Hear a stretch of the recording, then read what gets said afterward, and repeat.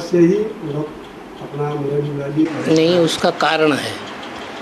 उसका कारण ये है, वो कहती हैं कि हम सतयुग स्थापन करेंगे, माने स्वर्ग लाएंगे।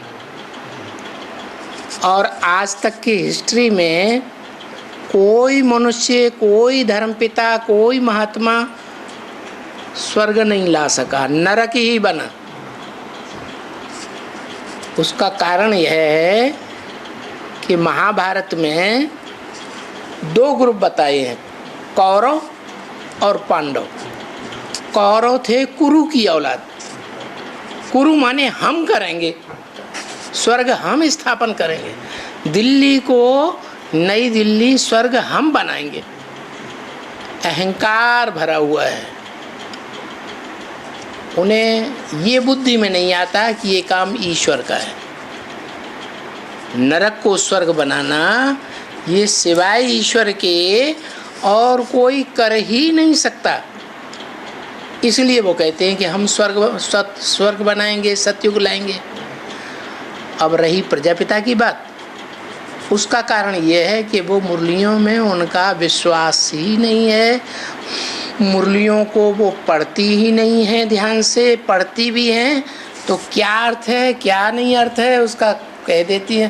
बाबा तो कभी खेत की कहता है, कभी कल्याण की कहता है। सागर की लहर है, कभी कहीं उछल गई, कभी कहीं उछल गई। अरे भगवान जो बोलेगा वो तो पत्थर की लकीर होगी, दो दो बातें थोड़ी बोलेगा। मनुष्य दुमुहा हो सकते हैं, दो दो बातें कर सकते हैं।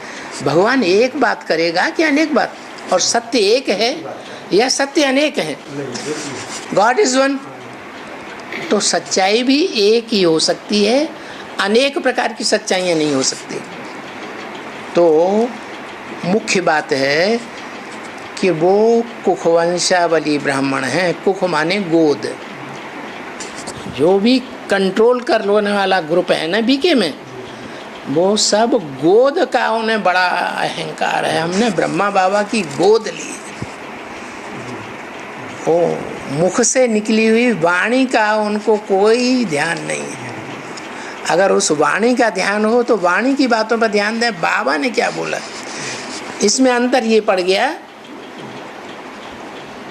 ब्रह्मा कुमारी नाम से ही साबित होता है वो ब्रह्मा की कुमारियां हैं। ब्रह्मा को बहुत महत्व देती हैं।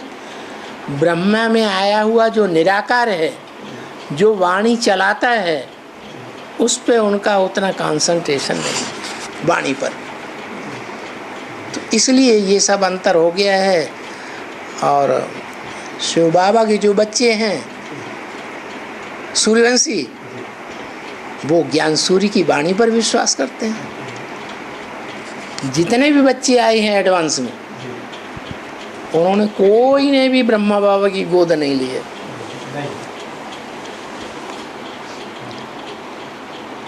ये वही बच्चे हैं जो यज्ञ के आदि में सिंध हैदराबाद में जन्म लिया था। वो भी बच्चे दोबारा फिर यज्ञ में आ रहे हैं। इसलिए जो आदि का उनका भगवान से लिया हुआ वर्षा है, वो ही दूसरे जन्म में आकर के फिर उनको मिलता है। क्योंकि ईश्वर की वाणी जो एक बार सुन लेता है, वो वाणी कभी नष्ट नहीं हो सकती। वही वाणी का प्रभाव लेकर के फिर दोबारा जन्म लेकर के आए। इसलिए उनको पिता का महत्व है। ये आत्माएं वास्तव में यज्ञ में बाद में आई हैं। इसलिए ऐसा ऐसा ये अंतर है। वो कुखवंशावली हैं और आप हैं मुखवंशावली है। आप मुख को ज़्यादा महत्व देते हैं, वो गोद को ज़्यादा महत्व देते हैं। अब गोद वास्तव में ब्रह्मा की होती है या शिव की होती है? शिव भगवान है क्या? भगवान तो ज्ञान और योग का अखूट भंडार है। ऐसा अखूट भंडार है जिसके लिए शास्त्रों में कहा है पूर्णमिदम, वह पूर्ण है। पूर्णात् पूर्णम यदुच्यते, उस पूर्ण में से पूरा ही निकाल लो। पूर्णमेवावशिष्यते, पूर्ण ही बचेगा। क्या? जैसे कोई बर्तन में भरा हुआ पानी है, उस पानी में से पूरा पानी निकाल लो, फिर भी वो भरा का भरा ही रहेगा। ऐसा विज्ञान का और योग का भंडार है। क्यों? क्योंकि वो जन्म मरण के चक्र में आता ही नहीं, सुख भोगता ही नहीं। शरीर के बगैर, इंद्रियों के बगैर सुख लिया नहीं जा सकता, दुख किसी को दिया नहीं जा सकता। इसलिए उसका खर्च होने का तो सवाल ही नहीं। वो जन्म जन्मांतर मनुष्य सुख भोगते हैं या दुख भोगते हैं शरीर से, चाहे वो देवता हो। शरीर से सुख भोगते भोगते 16 कला से पौने 16 कला, 14 कला, 8 कला बनते हैं।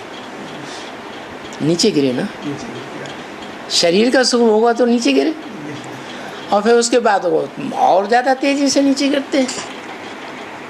तो गिरने का मूल कारण है ये देह, देहभान। वही तरीका बाबा ने आके बता दिया।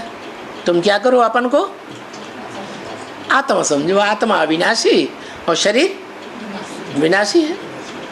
बस इतना अगर कर लिया तो देवता बन गए। देवताओं को 24 घंटे ये भान रहता है, मैं ज्योति बिंदु आत्मा हूँ। देह के ऊपर उनका आकर्षण नहीं जाता। दादा लेखराज